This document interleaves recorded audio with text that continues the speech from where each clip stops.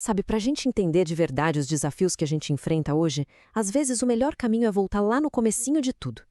Nesta nossa conversa, a gente vai mergulhar no design original para a humanidade, entender direitinho como ele foi distorcido e, o mais importante, descobrir como ele pode ser restaurado. Vamos nessa? Para pensar um pouco nisso. Hoje em dia, grande parte da nossa energia vai só para, sabe, dar conta do recado, pagar as contas, lidar com o estresse do dia a dia. Mas o projeto inicial era completamente diferente. A vida não foi desenhada para ser uma luta pela sobrevivência, mas sim uma expressão de um propósito maior. Então, como é que era esse plano original? Basicamente, ele se apoiava em três grandes pilares: um propósito muito claro, que vinha de Deus, uma parceria de verdade entre as pessoas e, claro, a presença constante do Criador. Vamos dar uma olhada em cada um desses pontos. O mais incrível aqui é ver como tudo estava perfeitamente conectado. A identidade de alguém não vinha daquilo que a pessoa fazia ou produzia, mas de quem ela era em Deus. Só isso já acabava com a competição, entende? Homem e mulher não eram rivais, mas parceiros que se completavam. Liderança não tinha a ver com dominar, mas com servir. E ajudar era um sinal de força, não de fraqueza. E no centro de tudo isso, uma comunhão diária, aberta com o próprio Criador. E o trabalho, como entrava nessa história? Bem, ele estava longe de ser esse fardo que a gente conhece hoje. Era, na verdade, uma missão divina. A palavra cultivar significava fazer a criação florescer, desenvolver todo o potencial dela. E guardar era sobre proteger a santidade daquele lugar. No fundo, o trabalho era uma forma de adoração, um jeito de refletir o caráter criativo do próprio Deus. Mas a gente sabe que essa harmonia toda foi quebrada. A história dá uma virada sombria com a queda. Um evento que, olha só, não apagou o plano original, mas o distorceu de um jeito muito profundo.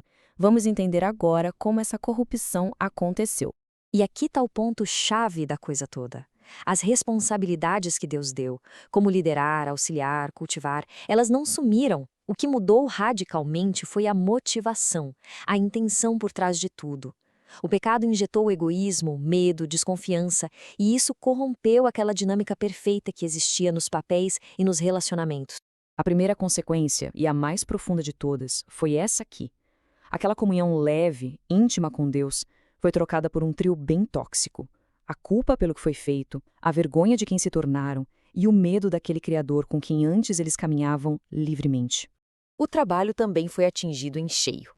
Aquela missão criativa, cheia de propósito, virou uma luta, uma coisa exaustiva.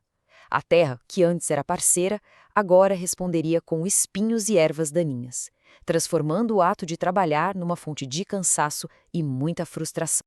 E claro, o relacionamento entre as pessoas, a parceria, a unidade, deu lugar a uma disputa dolorosa por poder.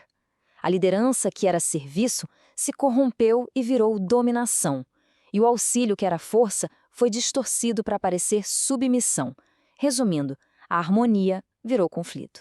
Tá, a gente pode pensar que isso tudo é uma história muito antiga, lá do passado. Mas a verdade é que os efeitos dela ecoam com uma força total no nosso mundo. Vamos conectar os pontos e ver como a queda aparece hoje, em plena era pós-moderna. A real é que aquela condição humana que foi descrita lá em Gênesis não ficou para trás, não.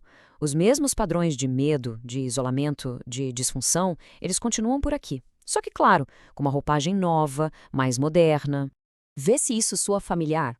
Uma cultura que foge de responsabilidade, uma crise de identidade que parece geral, uma tendência de entregar decisões super importantes para outros, a perda de referências, de um norte. E qual o resultado disso tudo? Uma sociedade cheia de ansiedade, de medo e com um sentimento profundo de isolamento. É, literalmente, o eco do jardim no meio do concreto da cidade. E aqui fica uma pergunta para a gente pensar junto. Olhando para a sociedade, para os nossos relacionamentos, ou até mesmo para dentro da gente, de que formas esses ecos da queda aparecem de um jeito mais claro hoje em dia? É uma reflexão e tanto, né?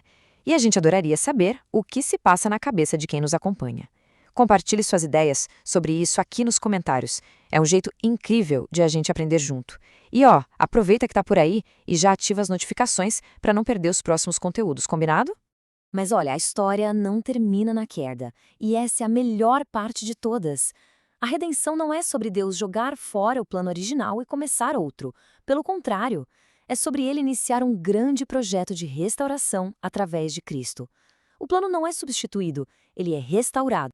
Essa frase resume tudo perfeitamente. A obra de Cristo na cruz não foi um plano B, foi resposta direta, definitiva para aquela ruptura que aconteceu lá no Éden. O objetivo, restaurar cada pedacinho da vida que foi corrompido pelo pecado. Em Cristo, aquele modelo original volta a ganhar vida. A liderança do homem é redefinida como um amor que se sacrifica, igual ao de Cristo pela Igreja. A mulher é elevada de volta ao seu lugar de honra como parceira e auxiliadora sábia. Os dois se tornam participantes iguais na redenção. Onde antes reinava o medo, agora a fé traz coragem. Onde o caos se instalou, a obediência a Deus traz ordem de novo. E não é por acaso, gente, que o primeiro milagre de Jesus aconteceu justamente num casamento, que é o maior símbolo da parceria humana. Aquele evento, lá em Caná da Galileia, é uma metáfora poderosíssima de como a restauração de Deus funciona na prática. Vamos analisar os passos. Primeiro, a água. Os servos fizeram a parte deles, encheram as talhas com água. Um ato simples de obediência. Essa é a nossa parte. Mas aí vem o milagre, a transformação da água em vinho. Essa foi a parte sobrenatural, que só Cristo pode fazer. E o resultado? O vinho novo, que era melhor que o primeiro, simbolizando que a obra de Deus na nossa vida sempre resulta em algo muito superior. Essa jornada de restauração é o coração de tudo. E se você quer continuar explorando como esse plano de Deus se aplica de um jeito bem prático hoje em dia, já sabe, né? Deixe um like aqui neste conteúdo e segue o canal Pneuma BR para a gente continuar essa conversa. E para fechar, fica a pergunta final. Se esse poder que transforma algo tão comum como água no melhor dos vinhos está disponível, o que na vida, nos relacionamentos, no propósito, que hoje talvez pareça meio sem graça ou até quebrado, o que ele pode restaurar e transformar? Vale a pena pensar nisso.